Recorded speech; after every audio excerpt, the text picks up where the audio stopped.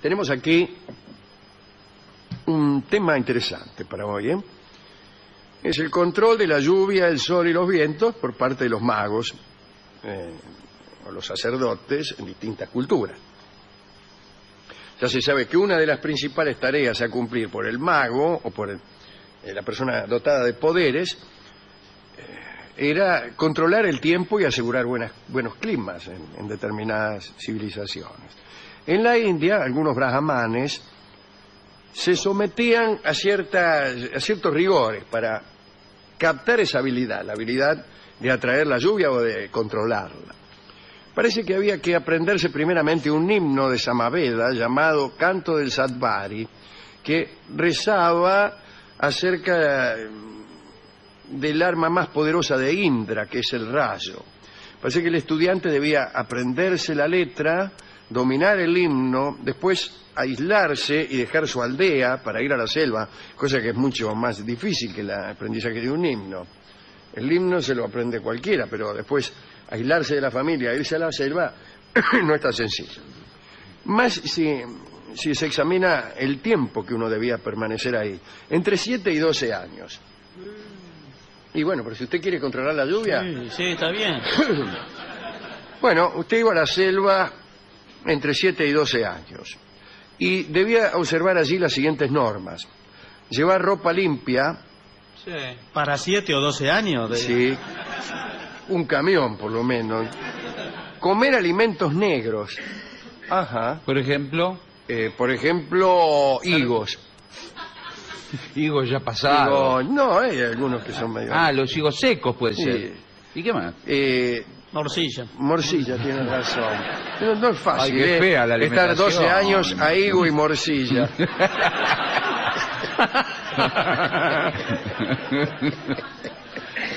Y en la selva. Sí. De vez en cuando alguna berenjena. Tampoco podía refugiarse debajo de un techo, ni cruzar un curso de agua sin dejarse mojar. Le estaba prohibido navegar y debía cantar aquel himno de Sattvari todos los días, durante 12 años. Bueno, quien siguiera esos preceptos solo necesitaba desear la lluvia para conseguirla.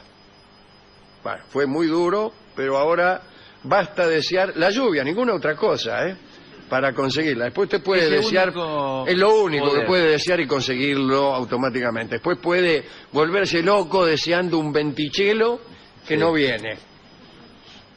Y dice, no, señor, lo que usted puede desear es la lluvia. Ahora, decirte, limitar el número de tus deseos es siempre una frustración. Y sí. Por ejemplo, cuando alguien te dice... Es bravísimo, los famosos 3 deseos. 3 deseos, chau, te limitó. ¿Y qué pasó con los pide? otros, dice usted?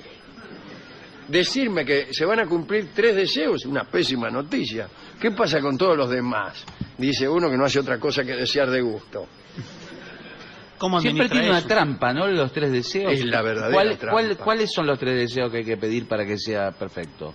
Nadie sabe. Siempre pedir 3 cosas es olvidarse de una decisión. Inmortalidad. Sí, puede riqueza ser. Ha infinita. sucedido que el que pide la inmortalidad se olvida de la eterna juventud, Claro. con lo cual se convierte como en el mito en una especie de cucaracha, ¿no? Claro. No importa. Acá lo que usted puede conseguir es desear lluvia, que es una de las pocas cosas que rara vez deseo. ¿Y después cuando el deseo cesa, para de llover o hay que desear que pare de llover? No, usted solo puede desear que empiece a llover.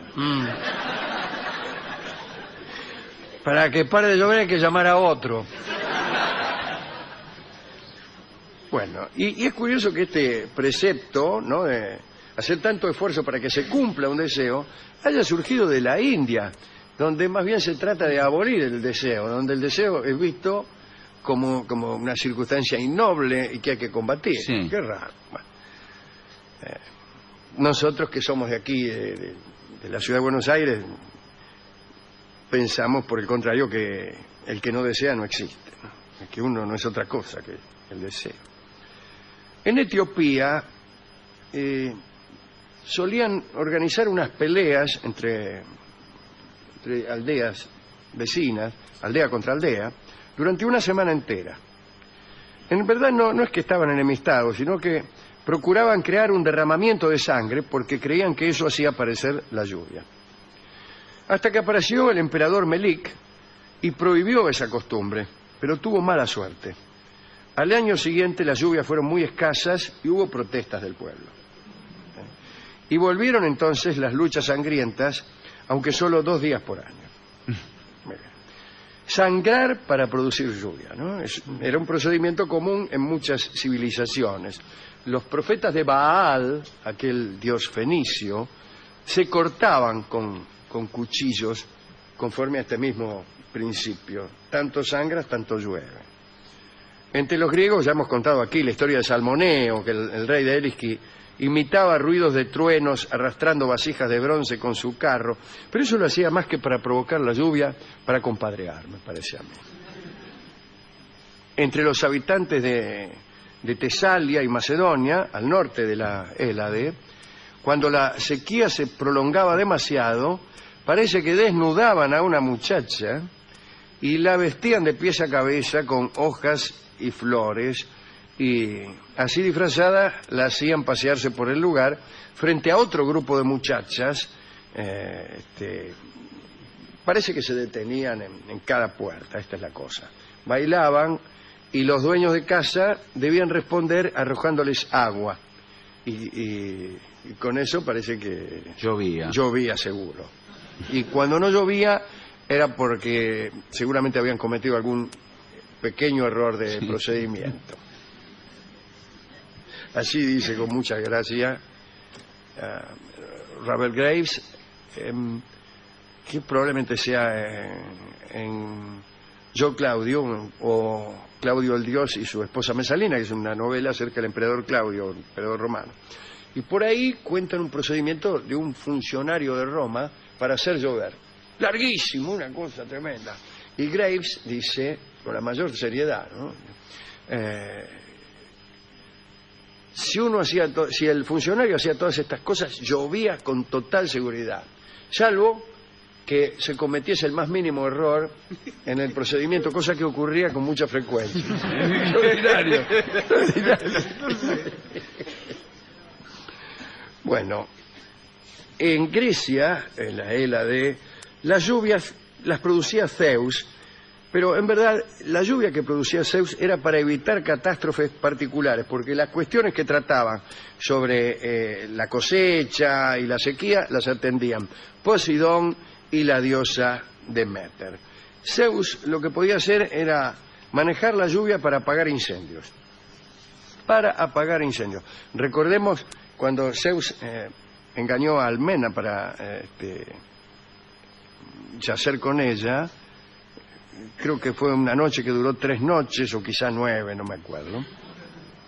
Y el esposo de ella, Anfitrión, enfurecido, quiso quemar en una hoguera a su mujer cuando se enteró de que Zeus había estado con la mujer. En realidad había estado disfrazado de Anfitrión.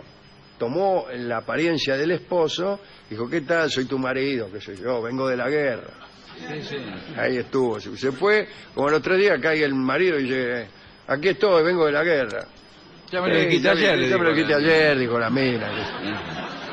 Bueno, entonces se enojó Anfitrión y la quiso quemar a la mujer en una hoguera.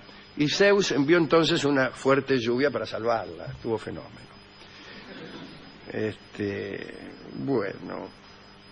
Pero algo tengo que decir de Zeus. Los griegos pensaban que la lluvia era hija de las aguas menores de Zeus. Cuando Zeus iba al baño, llovía. Hay un dato filológico muy interesante porque el cielo en griego, ouranos, tiene la misma raíz, ouros, que el acto de orinar, o urinar, ¿no? Bien.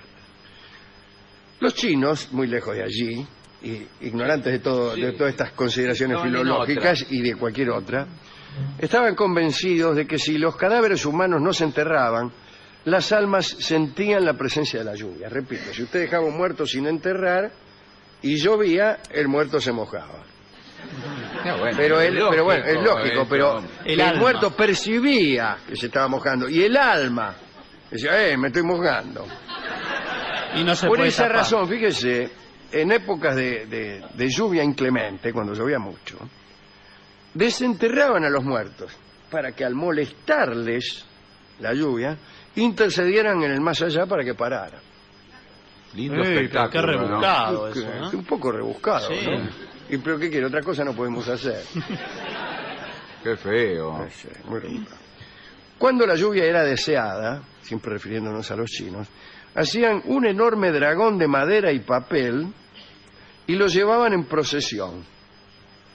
Pero si no llovía, el dragón era insultado y hecho pedazos. Con justa razón. Hemos gastado un potosí construyendo un dragón de papel y mire la sequía que hay. Otras veces amenazaban los chinos a la figura de un dios, despojándolo de la categoría de dios, si no cumplía, o si en cambio si llovía lo promovían a otra superior. Son las ventajas del politeísmo. En ¿Qué hay abril, superior que Dios? ¿Qué en otra el categoría? politeísmo sí, Otro. hay otro dios con mayores potestades. En abril de 1878, los mandarines de Cantón rogaron al dios Lung Gong que destruyera una lluvia interminable, es decir, que parara. Pero como el dios desoyó los pedidos, encarcelaron su imagen durante 5 días. Pero esto tuvo un efecto muy favorable. La lluvia paró y el dios fue liberado. Creer o reventar. No, bueno, pero en algún momento iba a parar la lluvia. Creer o reventar. El que no cree realmente es porque está empecinado en una actitud Pero escúcheme, paró escéptica. Paró y paró. Y pues paró. Bien. Los siameses, es decir, los habitantes de Siam di Tela, Sí. cuando necesitaban lluvia, exponían a sus ídolos al sol. Y en cambio, cuando necesitaban tiempo seco, quitaban los techos de los templos de los dioses para que se mojaran. En Palermo, aquí nomás, no, en Palermo, al sur de Italia, a fines del siglo pasado, debe ser a fines del siglo XIX, ¿no? Parece que tiraron una imagen de San José a un jardín para que viera por sí mismo el estado de las cosas, que no era muy bueno. Y juraron dejarlo allí hasta que lloviera. Muchas imágenes de santo también fueron puestas de cara a la pared, como si fueran niños traviesos en penitencia, y otros fueron expulsados de sus parroquias y groseramente insultados. En Caltachineta arrancaron las alas doradas de la espalda de San Miguel y fueron reemplazadas por otras de cartón. También le quitaron su manto púrpura y le pusieron un taparrabo. En calzoncillo lo dejaron. Pero qué mal, pero ¿cómo que Y forma después de...? lo juzgaron por falta de respuestas y golpearon a la imagen. Pero ¿cómo? Se ensañaron. Déjame que lo fajo yo, decía. Claro. Qué cosa, ¿no? Extraordinario. Y después llovió, me imagino, en algún No momento. importa, en algún momento llovió o no y llovió. volvieron a meter a toda dentro del... Claro, claro. En Egipto pasaba esto. El faraón caminaba solemnemente alrededor de los muros del templo para asegurarse de que el sol cumpliera su marcha alrededor del cielo. Porque creía que si no daba ese paseo, El sol se detenía. el sol o se detenía o peor todavía era perturbado, como a veces ocurría, por eclipses u otros eventos que son siempre molestos. O que a los egipcios les molestaba muchísimo. Un ego un poco indomable el del emperador, ¿no? Un poco indomable. Como sabemos, los griegos creían que el sol transitaba en su carro por el cielo. El chofer mítico de aquel carro casi siempre era nuestro amigo Helio. Tenía un hijo llamado Faetonte, que tiene también un nombre de auto, ¿no? La madre, Clémene, era una mortal de porquería. Y lo había criado, como suele ocurrir, en ignorancia de quién era su padre, ya que cuando Helio se le había unido, por no decir, o se le había unido, No, se le había unido. Se lee. se le había unido, no quiero confundir el dativo con el acusativo en un caso como este. No le había revelado su verdadera identidad. Le dijo, soy otro. Y solo confesó quién era cuando su hijo llegó a la adolescencia. Dijo, mira, es el pibe que tuvimos, está bien, es él, pero yo soy el sol. Y ahora No, me lo no, decís. ahora me lo decís, parece mentira. Nos hace vivir aquí prácticamente como unos ranfañosos. Transpirando en la casa. Claro, y somos hijos del sol. Mirá cómo me tenés aquí. Mirá las pelchas que tengo. Este vestido me lo compré en el asombro de Casero hace 36 años. Bueno, el caso es que... bueno, listo. Cuando el muchacho se enteró, sos hijo del conductor del carro del sol, Helio, qué sé yo, reclamó alguna prerrogativa. Dijo, papá, dice, ¿por qué no un día dice, me dejás conducir el carro del sol? No, tomátela, ¿qué te crees? Le dijo el padre. Sos menor, Imagínate no un padre que durante 18 años no le había dicho ni quién era. No, pero tanto jorobó que Helio accedió. Y luego de hacerle mis recomendaciones, qué sé yo, Tené tener cuidado de la curva, claro. mira que... Faetonte, el pibe partió con el carro del sol al amanecer. Pero enseguida se apoderó de él un gran terror cuando empezó a tomar altura, se mareó. Y abandonó el camino que le había sido trazado. Se alejó demasiado, después se acercó mucho a la tierra. Eso produjo terribles sequías. Por poco quema el planeta entero. Se dice incluso que cuando pasó cerca de Etiopía, la proximidad del carro del sol hizo que los habitantes de esa región tomaran un tinte más oscuro en su piel. Es un mito creador de racismo más de los tantos que hay. Después subió tanto que los astros, las estrellas, se quejaron a Zeus. Zeus se asomó a la ventana, vio los líos que estaban haciendo y lo fulminó al pobre Faetón, precipitándolo al río Erídano. Desde entonces Helio continuó solo, transitando con su carro la bóveda celeste. A este carro lo arrastraban unos velocísimos caballos llamados Irunte, Eero, Aetón y Fleronte. Con ese carro recorría el mundo y al anochecer llegaba al océano y ahí se bañaban los fatigados caballos. No está mal esa imagen del océano occidental. Y guardaban el sol. Y ahí claro, atrás. se guardaba ahí atrás. Los habitantes de Rodas, allí donde estaba el coloso, cuando necesitaban los beneficios del sol, le entregaban un homenaje que era 4 caballos que los hundían en el mar para que el sol los usara. Pensaban que allí era donde el sol descansaba al atardecer, bueno, qué sé yo. Esto es todo lo que tengo que decir. Hay muchas cosas. A mí le voy a contar una muy chiquita que hacían los hechiceros finlandeses que vendían vientos mire. en los ¿A qué? puertos, ¿A la gente? a los marinos. Ah, Le para el vendían un barco. viento, le entregaban un pañuelo con 3 nudos. Deshaciendo el primer nudo, podías provocar una brisa. Con el segundo nudo te venía un viento fuerte. Y si deshacías el tercero, Agárrate, un Catalina. huracán que podía destruir la propia nave. Está muy bien, vender viento, como tantos. Bueno, ¿a quién quiere que dediquemos esto? A mí, a todos los que confiesan a su mujer o a su novia quiénes son verdaderamente. A esos. Pero para confesar hay que ser Helio, ¿no? No sé, ¿no? Pero un día usted dice, mire, porque la trata de usted a la mujer. Mirá, dice, soy tal cosa. Ya lo sabía. ¿Qué cosa esa anagnórisis que es tan teatral, pero que solo se produce en el teatro? En la vida real, a mí nunca me han dicho, mira, yo en verdad, ¿sabés quién soy? No. Pero No, en pero el hay teatro algo- siempre, porque fulano, yo soy el rey de Dinamarca. ¡Oh, el rey de Dinamarca! Sí, el rey de Dinamarca. Todos. El rey de Dinamarca. En la vida cotidiana hay mucho de teatral. Sí, pero eso no. Ese reconocimiento no. Yo estaba pensando en lo que usted comentaba el otro día, la mesa de amigos.